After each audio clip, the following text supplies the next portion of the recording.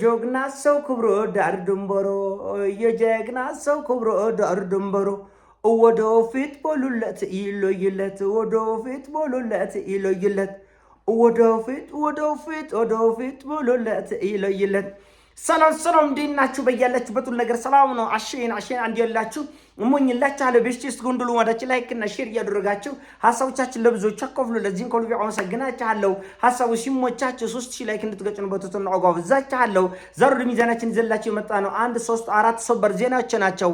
የመጀመሪያው እንግዲህ የኪዩባ ወታደራዊ አዛዦች ወደፊት በሉለት ይለይለት፣ እንደ ኢራኖቹ እኛም እንፋለማለን፣ እንደ ሊባኖስ ህዝብ እንደ ፍልስጤም ህዝብ ለነጻነታችን እንዋደቃለን፣ ጦርነቱን ከአሜሪካ ጋር አባብሰን ከፍ ወዳለ ደረጃ አድርሰን ወይም እንሞት ወይም እንኖር ብሏል።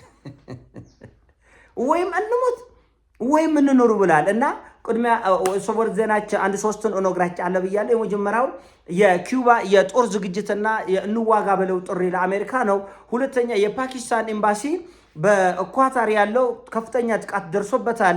በዚህ የተበሳጨችው ፓኪስታን ጥቃቱን ያደረሳችሁት ወይም እስራኤል ወይ አሜሪካ የምትሆኑ ከሆነ ሰቅጣጭ አይቀጡ ቅጣት እቀጣችኋለሁ ብላለች። ምክንያቱም በትናንትናው ዕለት የኢራንና የፓኪስታን የደህንነት ባለስልጣናት በትናንትናው ዕለት ተገናኝተው አውርተዋል። የዚህ የኢራንና የፓኪስታን የደህንነት ኃይሎች መነጋገራቸውና የጋራ ምክክር ላይ መገኘታቸው አሜሪካና እስራኤልን ስላስቆጨና ስላበሳጨ ምናልባት ይህ ጥቃት የደረሰው ከሁለት ባንድ ይሆናል በሚል ነው ቀጥታ ፓኪስታን ጣቷን ሁለቱ ላይ የጠቆመችው። እንግዲህ ይሄ በጣም የሚያስደንቅ ነው። ሌላው ደግሞ ሰበር ዜና ዛሬ ቢቢሲም ሲኤንኤንም የዘገበው የአሜሪካ የጦር ጀቶች መኮስከስ ጉዳይ ነው። እንግዲህ ይሄ ነው። ይሄው ተዛዘለ። እነዚህማ ኡጋንዳ ነው የምታመርታቸው እንጂ አሜሪካ አይደለም። ይሄ በቃ እነዚህ የጦር ጀቶች ምናለ ይሄው በቃ እነዚህ የጦር ጀቶች የምታመርተው ኡጋንዳ ነች። እውነት አሜሪካማ አታመርታ። እኔ ምላጭ እንደ የጦር ጀቶች ሶማሌላንድ እየጎጣጠመች ነው እንደ ለአሜሪካ ወይስ እንትን ነው ሱዳን ነው የምታመርትላት? እንደ ዝም ብለው መርገፍ እኮ ነው። በየጦር ሜዳው ገና ሲያኮበኩቡ ገና ሲለማመዱ ገና ጦር ሜዳ ሳይደርስ እኮ ነው ተከስክሰው አለቁና፣ እባካችሁ የዚህ ነገር ምንጭ የምታውቁ ሰዎች ሶማሌ ነው እንደምትገጣጠመው። እኛ ሀገር ሊፋን የሚባል መኪና ነበርና ሉክ ሊፋን ኢትዮጵያ ውስጥ እንድትገጣጠመው ሶማሌ ደግሞ የአሜሪካ የጦር ጀቶች እየገጣጠሙላቸው ነው። ምንድነው እንደዚህ ብለው በሄዱበት የሚረክፉት? እንደው ሚስጥሩ ምንድነው? እንደው በዓለም አቀፍ ደረጃ መሳለቂያ ሆነ። እንደው በቃ መነጋገሪያ በየቆኑ እንደው ተኮሰከሰ እንደው ረገፈ። እነሱም ለመዱት። ምንም ቁርም አይላቸው። ተኮሰከሰ እኮ ይላሉ። በጣም አስቂኝ ነው። በጣም የሚያስደንቅ ነው። እንግዲህ በዚህ ሁሉ የጦርነት ግብግብ ውስጥ አንድ የኢራን የጦር ጀት አልተኮሰከሰም። በልምምድ ላይም ይሁን ለምንም ይሁን ተኮስክሰኛ አልሰማን። ምናልባት በተቀመጡበት ነው አሜሪካ እንኳን መታው ልትል የምትችለው እንጂ እስካሁን በተቀመጡበትም መታው ብላ የወጣ መረጃ የለም። እንዴት ነው የነሱ እንደዚህ በየወጡበት መኮስከስ? በጣም የሚያስደንቅ ነው። ትናንትና እንዳልኳችሁ ኮንግረስ እኔ አይደለም መረጃ እኔ አይደለም የአሜሪካ ኮንግረስ ባመነውና በተቀበለው ብቻ 42 የአሜሪካ የጦር ጀቶች ተከስክሰዋል፣ ወድመዋል ብሏል። አሁን ደግሞ ዛሬ ደግሞ እንደገና 2 እዛ እርስ በርስ ተዛዝለው ነው። ለዛም እኮ ልምምድ ላይ እንደው ጉድ ተአምር እኮ ነው የምትሰሙት። እና በጣም የሚያስደንቅ ነው። በነገራችን ላይ በትናንትናው ዕለት የኤሚሬትስ የተባበሩት አረብ ኤሚሬትስ የኒኩለር ኃይል ማመንጫ በድሮን ተመታል። ደግነቱ ዋናውን የኃይል ማመንጫ አልመታውም። አጠገቡ ያለውን የኃይል ጄኔሬተር ነው የተመታው። እሱን ተከትሎ በጣም ሰቅጣጭ የሚባል እሳት አደጋ ተነስቶ ነበር። የኤሚሬትስ የአስቸኳይ ጊዜ ምንድነው የሚባለው የኢመርጀንሲ ሰዎች መጥተው ተረባርበው አትርፈውት ነው እንጂ ምናልባት የኒኩለር ጣቢያውም የሚመታበት ሁኔታ ወይም ደግሞ የሚጎዳበት ሁኔታ እሳቱ የሚስፋፋበት ሁኔታ ነበር። ይህን ተከትሎ ደግሞ የኒኩለር ጨረራ ሊወጣበትና ህዝብ ሊጎዳ የሚችልበት ሁኔታ አለ። በእርግጥ ማን እንደመታ አልታወቅም። አሁን በዚህ ጦርነት ደግሞ የተያዘ አዲስ ስታይል ምንድን ነው? ትመታለህ፣ እኔ አይደለም የመታው ይላል ሁሉ። ከዚህ በፊት እንደምታውቀው ሳይፕረስ የሚገኘው የእንግሊዝ የጦር ቤዝ ተመቶ በሚሳኤል 3000-4000 ኪሎ ሜትር በሚዘገዘግ ሚሳኤል ተመቶ እኔ አይደለም የመታት አለ ሁሉ። በእርግጥ ኢራን አትዋሽም። ኢራን ከመታች ልመታህ ነው ብላ ቀድማ ተናግራ አስጠንቅቃ አሳምራ ነው ምትመታ ኢራን ከመታች።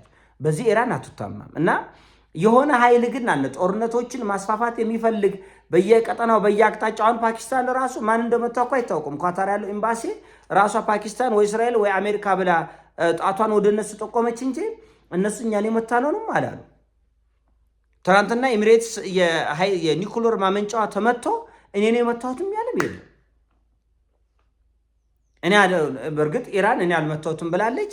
ግን እዚህ ጦርነት ውስጥ ጦርነቱን ማስፋፋት ወደ ለየለት ዓለም አቀፍ ቀውስ እንዲገባ ለማድረግ የሚፈልጉ ኃይሎች አሉ። ሌሎች ኃይሎች ለማገዝም ይሁን ለመደገፍም ይሁን በሆነ መንገድ እንዲገቡ የተፈለገበት ሁኔታ እያየው ነው ያለሁት። የሆነ ሆኖ የኤሚሬትስ የኒኩለር ማመንጫ 1/4 የሚሆን የኤሌክትሪክ ኃይል ኤሚሬትስ የምታገኘው ይሄ ነው ትልቅ ኩራቷ። የኤሚሬትስ ኩራት የሚባል የኤሌክትሪክ ኃይል ማመንጫ ነው። ነገር ግን በትናንትናው ዕለት ተመቷል። ደግነቱ ጄኔሬተር ነው የተመታው። ጄኔሬተር የፈጠረው እሳት እጅግ በጣም አደገኛና ሊያስፋፋ የሚችልበት ሁኔታ ነበረ። ኤሚሬቶቹ እኛ ግን ተቆጣጥረነዋል ብለዋል። እንግዲህ ይሄ በጣም የሚያስደንቅ ነው። በዚህ ጦርነት ውስጥ ትመታለህ እኔ አይደለሁም የሚል አለ። በሚስጥር ሌሎች አገሮችን እየመታ ወደዚህ ጦርነት በግድ ለመክተት የሚሞክራለ። እንግዲህ የፓኪስታን በትናንትናው ዕለት በኳታር ያለው ኤምባሲ ተመቷል። ይህን ተከትሎ እኛ አይደለንም የሚለው በስቷል። እኛንን አይደለንም ተባለም አልተባለም ፓኪስታኖቹ ቀጥታ ማስጠንቀቂያ የሰጡት ለእስራኤልና ለአሜሪካ ነው። እኔ ኳታር አይደለሁም፣ አይቀጡ ቅጣት እቀጣለሁ፣ አደገኛ ጉዳትም አደርሳለሁ፣ እኔ ጋር ባትነካኩ የሚል ማስጠንቀቂያ ሰጥታለች ፓኪስታን። ሌላው እና እጅግ በጣም አስገራሚው መነሻ ላይ ያነሳውላቸው ኪውባኖቹ የጦርነት ጥሪ ነው። እንግዲህ አሜሪካ እጃችንም እግራችንም አስራ ነዳጅ ተከልክሎን ሆስፒታሎች ተቋርጠዋል፣ ትራንስፖርት ተቋርጧል፣ ስራ ተቋርጧል። ኪውባ የሙታን ከተማ መስላ እጅግ በጣም ጸጥ ረጭ ብላለች። ህዝቡ በከፍተኛ ችግርና ረሃብ ውስጥ ነው ያለው። በዚህ አይነት ሁኔታ ልንቀጥል አልችልም። ስለዚህ የኢራን ከ3000 በላይ ድሮኖችን ገዝተናል። ከቻይናም ከራሽያም የአየር መከላከያ ስርዓቶችን ገዝተናል። ስለዚህ ራሳችን ለመከላከል ጦርነቱን ማባባስ ያስፈልጋል። በዝምታ ውስጥ እየጨረሱን ነው ያሉት ኪውባኖች። በዝምታ ውስጥ ህዝባችን እያለቀ ነው። ሆስፒታሎች ታማሚዎች መድኃኒት ማግኘት አልተቻለም። ማሽኖች አይሰሩም። ትራንስፖርት ቆሟል። አምቡላንስ ቆሟል። ስራ ቦታ ቆሟል። እና ኪውባ በጸጥታ ውስጥ መሞት የለባትም። ይህን ጦርነት አባብሰን ወደ ለየለት ቀውስ ገብተን ወይም መሞት ወይም መኖር የኪውባኖች አቋም ነው። ወይም እንሞት ወይም እንኖር እንጂ እንደዚህ እጅና እግራችንን ታስረን ሊቀጥል አይችልም። በዝምታ ውስጥ በጸጥታ ውስጥ እያለቅን ነው የሚል የጦርነት ጥሪ አቅርቧል። ስለዚህ ቀጣዩ ከኢራን ቀጥሎ ምናልባት ዋና የጥቃት አካል የምትሆነው ኪውባ ነች። ያው ቬንዙዌላ እንደምታውቁት ቶሎ ብላ እግር ስማ ተጎንብሳ ሰግዳ አምኛለሁ ጌቶች ብላለች። የቬንዙዌላ ጉዳይ በቃ ነው። ምናልባት ግን የኪውባ ወደ ጦርነት የምትገባ ከሆነ ቬንዙዌላ ላይም የተወሰኑ ኃይሎች ይህን ነገር ለመቀላቀል ሊሞክሩ ይችላሉ። አይታወቁም እንግዲህ እንደ መንግስታቸው አቋም ሊሆን ይችላል። የኪውባ ግን ሰቅጣጭ ጦርነት ነው። ለምን ኪውባ እንደ ኢራን አልተዘጋጀችም። ግልጽ ያለችን አማርኛ ስንናገር አሜሪካ ኪውባን ታፈርሳለች በእርግጠኝነት። ይሄ ጦርነት የሚቀሰቀስ ከሆነ ኪውባኖቹ እንዲሁ በቀላሉ እጅ አይሰጡም። ወደ ደፈጣ ውጊያ ወደ ሌሎች ይገባሉ። ወደ ጎሬላ ውጊያ ይገባሉ እንጂ በመደበኛ ውጊያ ኪውባ ነገር የሚሆን አይደለም። ኪውባኖቹ ደግሞ በዚህ መልኩ መሞት የለብንም፣ ወይ መኖር ነው ወይ መሞት ነው፣ ይለይልን፣ ወደ ለየለት ውጊያ እንገባለን፣ በቻልነው አቅም ተዋግተን እንዋደቃለን የሚል አቋም ውስጥ ገብቷል። ስለዚህ በጣም ሰቅጣጭ እልቂት ሊኖር ይችላል ኪውባ ላይ። ያው ቬንዙዌላ 52ኛ አሜሪካ ግዛት ትሆናለች ተብሏል። ኪውባ ደግሞ 53ኛ ልትሆን ትችላለች። አሁን እኛ ሀገር ያሉ እግር ላሾች አሉ፣ አጎብዳጆች። ልክ ነች አሜሪካ፣ ታላቁ አሜሪካ ምናምን ይላል። አንዳንዴ ሰው በውስጡ አጎብዳጅነት በደማቸው ያለ ሰዎች አሉ። አጎብዳጅ በቃ ዝም ብለው ከዘር ማንዘር የሚመጣ አጎብዳጅነት ያለበት ሰው። ስለዚህ ኪውባ እንደምታውቁት እንግዲህ ከቬንዙዌላ ጋር ወዳጅ ሀገሮች ናቸው። በወዳጅነታቸው ቬንዙዌላ ከኪውባ ነዳጅ ታገኛለች በጥሩ ሁኔታ በቂ ኪውባን አሞላቆ አንድላቆ ሊያኖር የሚችል ነዳጅ ታገኝ ነበረ። አሜሪካ ደግሞ እኔ ካኮረፍኩ ለዛውም በሰው ሀገር ንብረት ነው የምታዘው። የቬንዙዌላ ነዳጅ ወደ ኪዩባ አይሄድም ብላ ነው ኪዩባን እዚህ ያለ እልቂትና መከራ ውስጥ የከተተችው። ይህ ነገር ሂዶ በጣም አደገኛ ችግር የሚፈጥር ይመስለኛል። ይሄን ሀሳብ ነው። ሀሳቡ ሲሞቻችሁ ላይክ አድርጉ፣ ሼር አድርጉ። ወዳችኋለሁ። በያላችሁበት ይሞቻቸው። ፒስ